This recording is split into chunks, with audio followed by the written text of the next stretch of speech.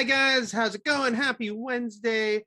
Eric and Kim here. We're going to talk about chapter 4 of the book of Boba Fett, The Gathering Storm, midway point of the season, because I think there's 7 episodes total. So I think this is right slam in the middle. We're going to go into full spoilers. If you haven't seen the episode, this is your warning. We're about to talk about everything in it. So 3, 2, 1, full spoiler zone. Kim, what did you think of The Gathering Storm? I enjoyed this episode again, like I've enjoyed all of the episodes. Last week I felt was maybe a little bit weaker, but there was still plenty to enjoy. This week, it's still kind of moving quite slowly, but things are coming together more and more. And I love feeling so immersed in this world, actually. But it feels like I've been here forever. We're only on episode 4, as you say. We've got 3 more episodes to go. That's not a bad thing. I'm like I said, I'm really enjoying just being immersed in the world of Tatooine. It's another episode set mainly in the past, and I like that. I like this non-linear storytelling that they're doing here, which slowly fills in details that have reverberations in the present timeline. There were lots of elements in this episode that really stood out for me. Like the black chrysanthemum sequence. What a scug hole. I think he can qualify for that term, although Boba Fett's told him not to work for scug holes. They've revealed more about Fennec Shand and her relationship with Boba Fett. It was great to see her more significant in this episode. We got a cool mod with a small M sequence, and we got a good look inside the Sarlacc's mouth. So what's not to love? We definitely got a good look at the Sarlacc's mouth there. This episode was weird for me in that there were some things that actually really frustrated me about this episode, while also I'm very curious for what's to come, because many people have pointed out a couple things here. We kind of caught up on the timeline, right? It's like we looped back to how the show began with the Mandalorian tease, him sitting on the throne. Presumably, I wouldn't count out there being some more flashbacks, but there's nothing major. I don't think we're going to get like an episode like this again that's 3/4 flashback. People just pointed out, there's almost nothing left now that wasn't in the trailers.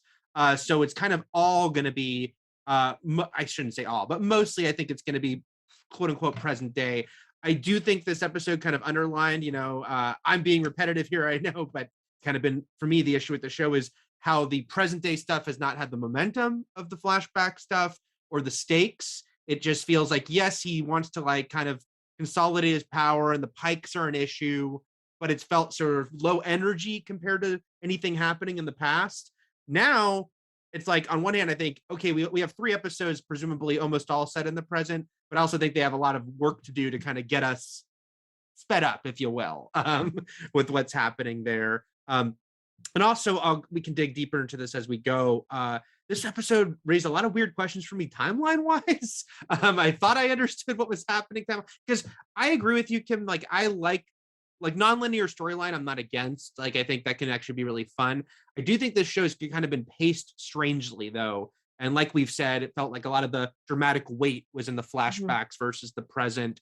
And then this episode made me confused about how quickly everything was transpiring in the past. We'll dig into that a little further, but first I just want to also ask about the very end of the episode, because Din Djarin's coming, right? They played his music when they said we're going to need some help. And then a little bit of a theme started playing underneath. Dun, dun, dun, dun, dun. So you think we're getting some Mando infused episodes here as we go into the end? Well, I mean, it does seem that way, but part of me feels like it would be weird knowing that, there's another season of The Mandalorian to bring him in here. But obviously that music was very much a signal. But I was thinking, and also, she was, Fennec Shand was talking about money and the money needed to buy muscle, and Din Djarin would just do it because they're friends and they helped him out, right, with Grogu. So I'm thinking maybe he will help them gather a team of maybe bounty hunters or assassins, or their kind. They've got Chrysanthemum on board now. who was a bounty hunter is a bounty hunter. So maybe, it'll be a ragtag bunch of really brutal ex bounty hunters and assassins. I can see that. I can see it being a mix of familiar and unfamiliar. Maybe we get some Boxx in here, and we see how Black Chrysanthemum and him get along, because those Wookiees and Trandoshians don't seem to mix very well. But yeah, I feel like them playing that music, we have to see Din in some form again. I feel like it would be weird to have that music and he doesn't show up. I think it's interesting that this show is basically airing in place of where Mandalorian would air. I mean, it debuted a little later in the year, but still, like, Mandalorian season 3 got delayed. It sounds like because of The Last of Us, basically, because he wasn't available at all. So I'm guessing if we do see him, well, I think we're going to see him.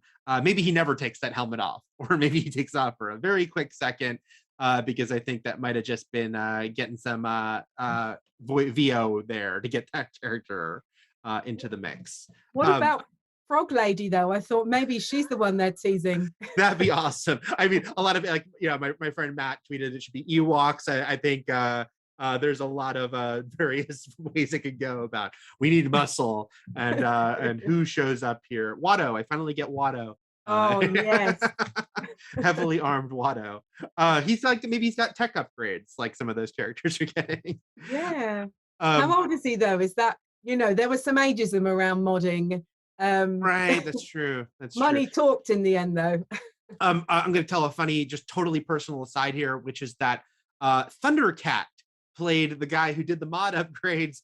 And I didn't know who Thundercat was until last summer when I went to the Eternals premiere, and there was a guy in front of us who everyone was super excited about on Hollywood Boulevard, because we were in a long line with vaccination checks and everything. And people were asking for his autograph, and we heard someone say Thundercat. And then I Googled him and found out he worked with a bunch of musicians I like, and now he's in Star Wars. So good for you, Thundercat. Cool. Yeah. You had a cool sequence. And you were nice to all those fans on Hollywood Boulevard. Yeah. Let's talk about the timeline, though. This really threw me, because we talked last week. We talked about how, we were kind of surprised to take out the Tusken Raiders so early, because there's like this 5-year gap between when he shows up on The Mandalorian. So what is he doing this whole time? Why didn't he go for his armor earlier? And then we catch up to him with Fennec Shand, where in Mandalorian season 1, basically, when he saves her. And I was baffled. I was like, where did these 5 years go? Was he with the Tuskens way longer than it seemed? Was he their prisoner way longer than it seemed? Was he training with them? Was it both?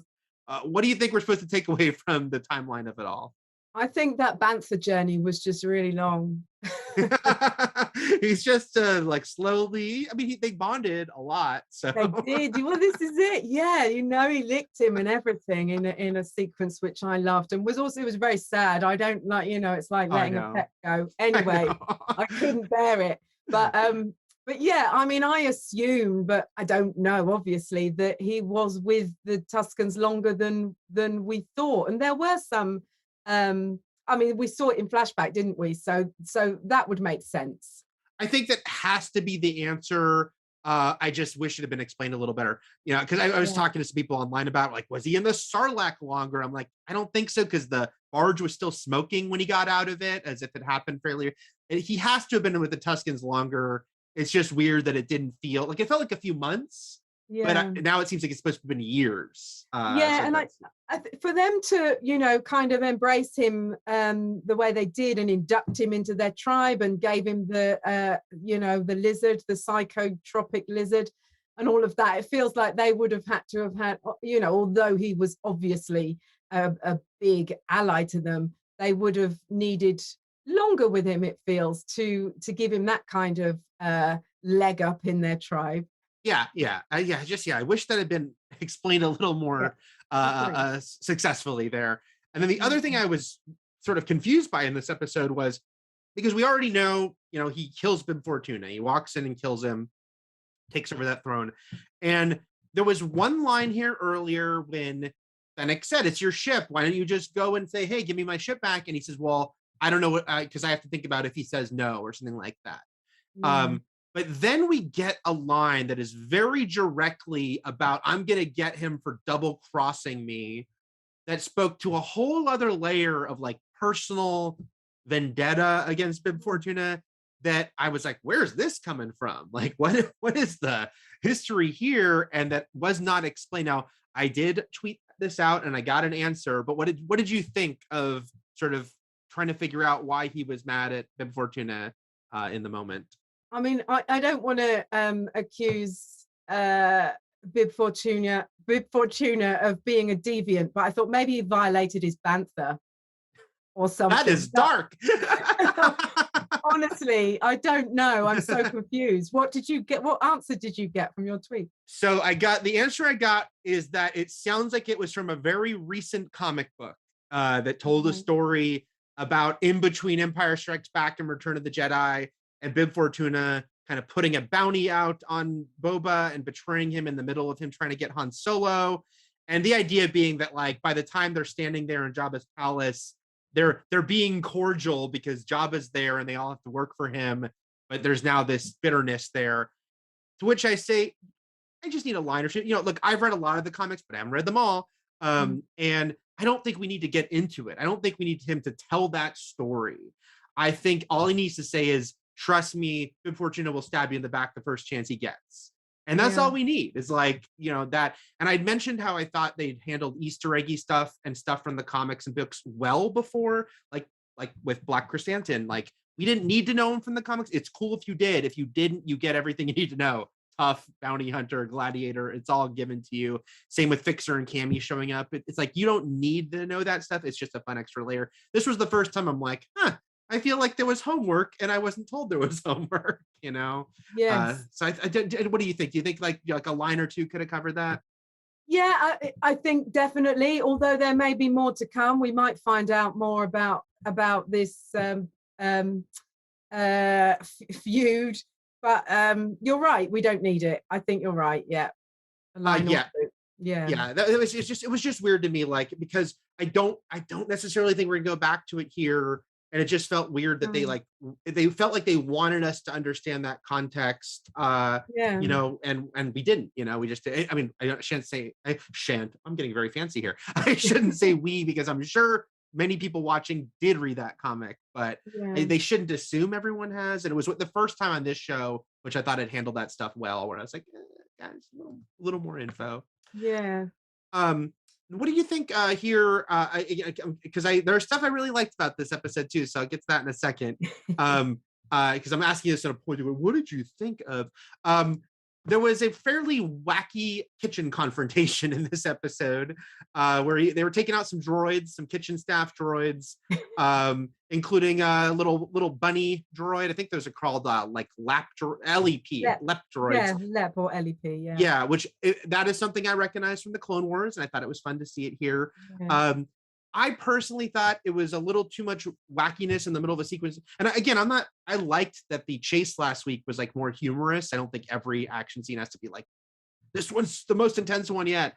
But it felt strangely placed here because they're like sneaking in and trying to steal a ship, and then things got a little silly for me. What'd you think of this stuff in here? I know, I liked this bit because droids are often funny, and you know, we got the serious bit a bit later when they took the ship, you know, and Fennec Shand was a badass and beat up two guys just like that.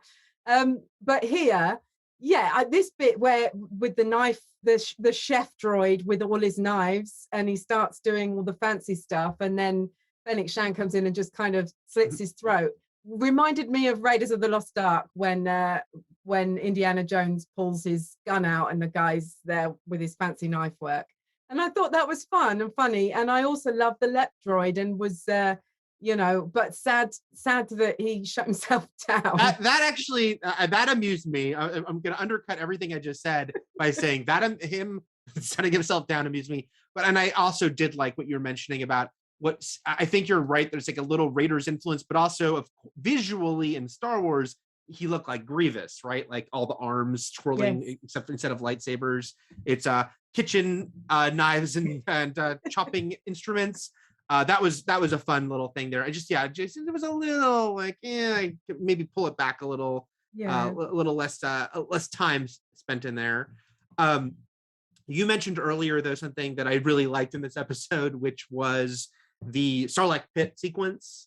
Yes. I just thought that was really cool. It was really cool looking because it was almost all done from the perspective of the lights of Boba's ship, right on. And of course, obviously, the creature's going to wake up. You don't do that sequence for the creature to not wake up.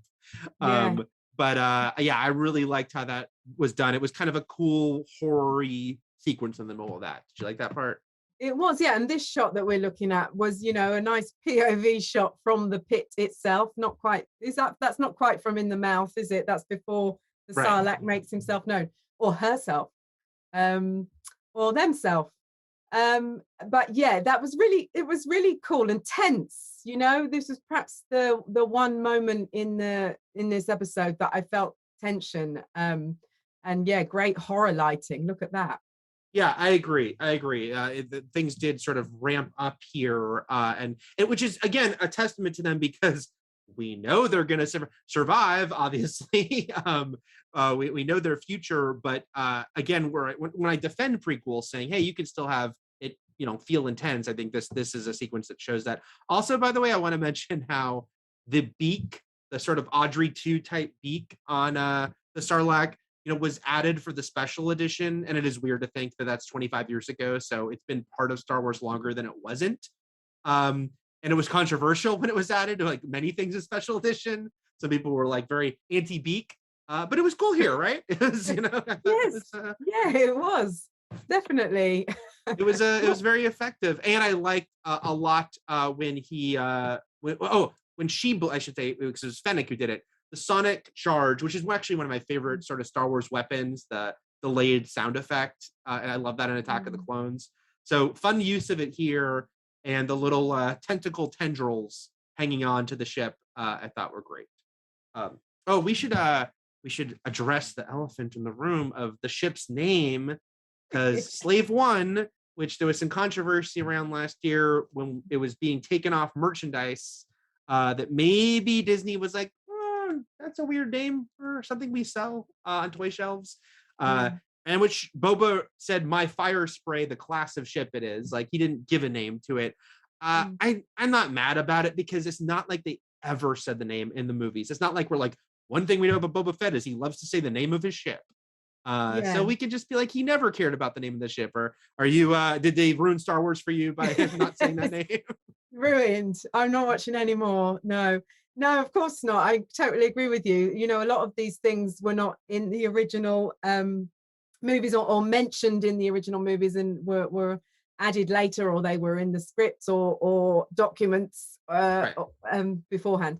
So yeah, not a problem. And also not a problem for him to just go, yeah, it's the fire spray gunship, and that's cool too. Why would you necessarily? It would be weird to call it Slave One. Yeah, I was fine with it. Yeah, I know it's going to be one of those lightning rods because it's Star Wars. As everyone, it is. Mikolaj, I don't know if there's any comments or questions you can throw into the script. We'll move to those in a couple minutes. But this episode, another thing I want to say I liked about it, because like I said, there were some things that frustrated me about it, but it did finally address, aside from the weirdness of the Boba, why did he like have it out for Boba Fett? I'm sorry, for Bib Fortuna. Why does he want to be in charge? That was a question I think everyone had been asking since the show began, or since the end of Mandalorian season 2. Like, what even made him decide on a career change like this? What did you think of his fireside chat with Fennec here, where they dug into the why of it all? Yeah, I mean, I think it's a good thing that they've done this, because I think there was still some confusion around why he's decided to take this course of action. But yeah, so basically he's just partly because he's cleverer than the people that are booking him to kill people, and he's sick of people like him dying because of idiots who pay for their services, and asks how many times Fennec has been hired to do a job that was avoidable. If they only took the time to think how much money could have been made, which was interesting that he said this money is still clearly important to him, and how many lives could have been saved. So, you know, he's been inspired to start his own family, if you like, because of this, because he thinks he can do it better and have a better life and make everybody's lives better. Now, you know, he's learnt the value of family from the Sand People. Yeah. It was interesting here that I liked that comment about that him saying he's smarter, just because you want him to still be like, I know some people don't like him, quote unquote, being made softer here, but again, we didn't know a lot about him anyway. But I like that he's like, hey, we're smarter than these people that have been sending us on these missions. And I'm taking the missions and I'm good at them, but I'm kind of also looking at like, why did this even happen in the first place? So why don't we just, just do it ourselves? And I think also they kind of address Fennec saying, you've gone soft. She says what some of the fans say, that you've gone soft. Just because I like that also because we've kind of noticed in the present day stuff, she's often sometimes second guessing him a bit. She feels like he should put his foot down more than he does. So I felt like they carried that over nicely there. Looking into the chat here, I see Langley M. Neely says, my only issue is how does Boba not remember that he got out of the pit thanks to his armor? It wouldn't be in the pit. What do you think? I was trying to think about that too. Like, he thinks it might be in the pit. I know he was passed out when the Jawas took it off him, but should he have a clearer memory of that? No, he's in the desert. He's dehydrated. He's probably delirious. So no, he should not have a clear memory. I think the same thing. I feel like even though he got himself out of there, it's almost like I could go. I'll give this olive branch here and feel like he's going on instinct. He just was doing what he could to survive, but he probably was not thinking clearly. And so, yeah, he would not remember distinctly, I got out and I still had my armor on me. So I think that I'm fine with that. Let's see. Scotty D says, with the other gang leaders vowing not to interfere, I think that almost guarantees he'll go to Kira for help. I mean, I know I want to see her too, but I don't know. What do you think? Does this lead any more to Kira or not? Possibly. There's so many options. I mean, that is one that crossed my mind, although I was hoping she'd be a bad guy. But I'm thinking, yes, Cad Bane potentially, or Clone Force 99. Is that an option? They could. Yeah, I don't know. Yeah. Who knows? Who knows? What do you think? I don't think Kira. I think obviously Djarin, as we talked about, but I do think there are 3 entire episodes left that we know very little about. And so if they're going to be bringing in some people here, I think this is the time to do it. Kira, I think, is something where I understand why people go to her, just because we want to see her again. She's a big kind of question mark. I do know they're giving her some comic book stuff, but there's still a lot like what was her ultimate fate, et cetera, et cetera. So I love to see her again. I think we will see her again at some point in live action. I don't know if it'll be on this show. Phantom Mister. Yeah, there's an S there. Says, is Jon Favreau good friends with Harrison Ford? For the big final episode deep fake reveal, because they did make Cowboys and Aliens together, right? So you think he could get Grumpy Harrison to pop up here? No. No, absolutely not. That's all I have to say about that. I think so too. I think Harrison doing his cameo in Rise of Skywalker was his like, here's one last thing. I would be very surprised if he does pop up. This is funny, by the way. May Caber, I guess you don't care about spoilers if you're in our chat asking us. I haven't been watching the show. Do I have to watch it for the next Mandalorian season? I'm guessing not. Even assuming he shows up, I don't think it'll change his life. Like, I don't think he'll get a new Grogu, right? I think it'll be more like the time I helped my buddies out on Tatooine.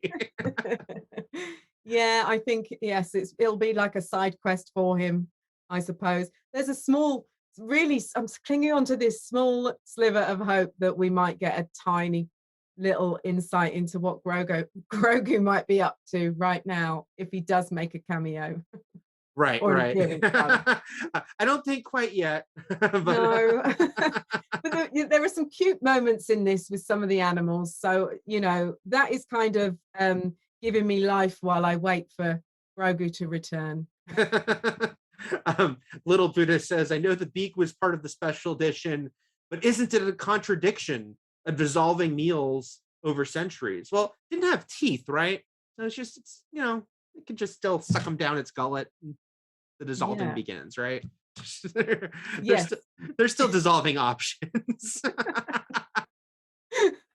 Is my main takeaway there. Oh, I don't know, birds don't have teeth, do they? Oh yeah, there's Anyway, the whole. and they have beaks. All I'm thinking about now, I'm thinking about a mommy sarlacc chewing up the meal for its baby sarlacc. Exactly, and they hold their food for the children, for their babies, don't they, within their throats? Right. Oh, Langley, one more from you, because you actually brought up something I had completely forgot to put into the notes, because I wanted to talk about this too. I actually thought, this is Langley speaking, I actually thought we were going to learn that Bib Fortuna was responsible for killing the Tuskens through the bike gang. Shan mentioned they couldn't kill them alone. This was interesting. Mm-hmm. She is very like, a speeder bike gang killed the Tusken Raiders. She seems very dubious of that, but Boba is just in vengeance mode, and in a pretty cool sequence, he just blast them. No, didn't even ask any. I thought he'd keep one alive for some questions, but no. So we have to assume Fennec was onto something there, right? That why even have her say that? Yeah, agreed. I think we'll find that he's done that without needing to, and against kind of his morals, really. But hey.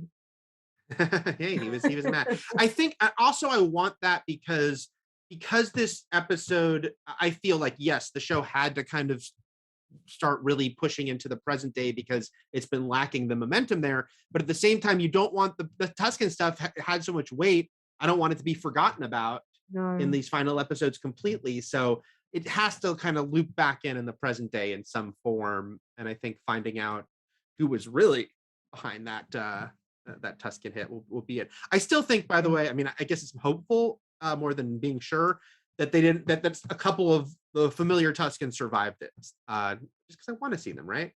Yeah, agreed. We'll see. And they need names.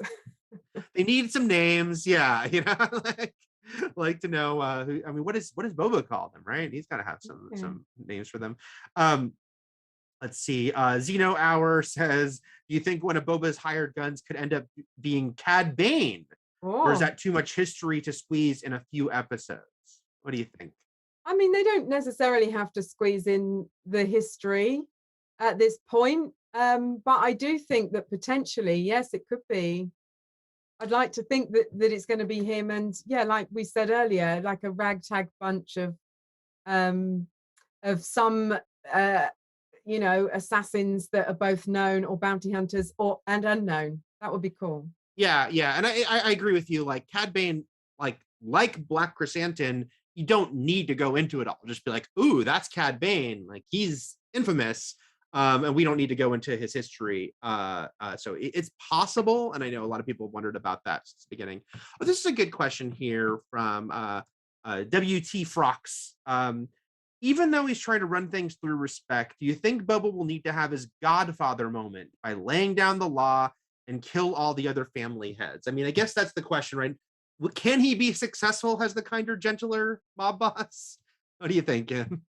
I think he can. They had that round table and they were all kind of happy to be neutral. And let's see if they stick to that, or maybe they'll step up and decide that he's kind of worth fighting for and with against a bigger evil. I feel like by having it be like these sort of three big groups, one of them, right, could turn out to be the ones that do side with the Pikes, and maybe he has to take them out. Yeah. I think it might be something like that in the middle, because I don't think the show tonally, I don't know if it's going to be like, I don't think it's going to be like Breaking Bad or I mean, Boba Fett was already obviously not like a squeaky clean character, but I think he's still good. Like, I think like you're right that it's not like he's gonna have to betray his entire approach. But like we saw in this episode with him taking out the biker gang, he's tough when he needs to be, So I think there'll still be some moments of that. Let's see. Langley pointing out that Han is making babies at this point. Well, only one. Doesn't go so great. So I guess we can wrap it up there. Just say, Kim, like overall, like what are you thinking as we go into these final 3 episodes, like where we're at with the show? It feels like we're about to embark on a 3-part finale to me, and it will be set predominantly, if not exclusively, in the present timeline. And I'm looking forward to, the pairing of Black Chrysanthemum and Boba Fett.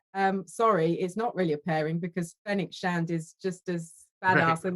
And I liked that they elevated her in this episode, so she'll be more significant as we go into these final 3 episodes too.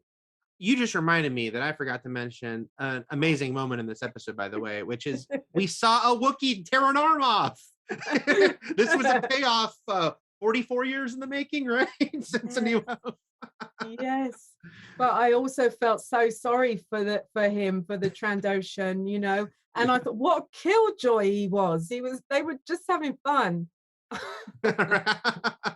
Anyway, it was unfortunate for him, but it was cool for me. And Jennifer Beals called Max Rebo Max. So in an episode that avoided saying the name Slave One, we did get Max on screen for the first time. So yeah, hit it, Max. She said. Hit it, Max. He's got a good gig there. Good gig as the house band.